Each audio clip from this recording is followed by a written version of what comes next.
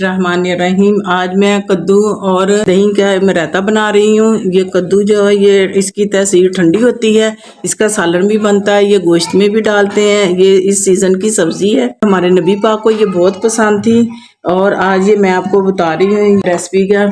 जो चीज़ें मैंने ली हैं, 1 किलो मैंने दही लिया है और 1 कद्दू मैंने उबाल के अच्छी तरह निचोड़ लिया है और 1 टमाटर लिया है, 2 सब्ज़ मिर्चें ली हैं और 1 प्याज लिया है। अब मैं दही को अच्छी तरह इसे फेंट लूँगी। इसके अंदर कोई ये ऐसे गुठली ना रहे, दही अच्छा होना चाहिए और मीठा होना चाहिए। अब दही को मैंने अच्छी तरह फेंट लिया है। अब जो मैंने ये कद्दू उबाल के रखा था, कद्दूकश करने के बाद मैंने अच्छी तरह उबाल लिया था।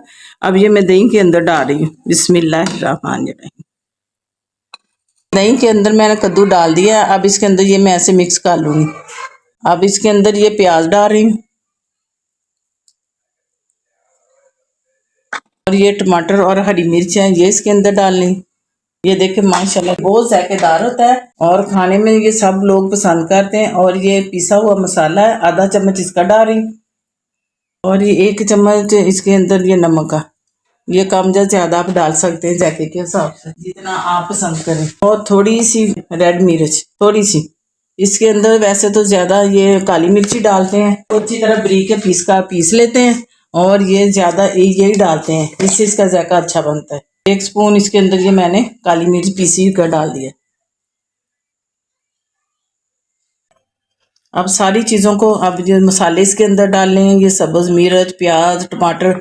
अब इसको अच्छी तरह मिक्स कर लेना है और 5 मिनट के लिए इसको फ्रीज में रख देना ताकि ये ठंडा हो जाए, फिर सब ये मज़े के साथ खाएं। ये देखें माशाल्लाह कितना ज़बरदस्त बन गया। यकीनन आप लोगों को पसंद आएगा, आप भी बनाते होंगे घरों में।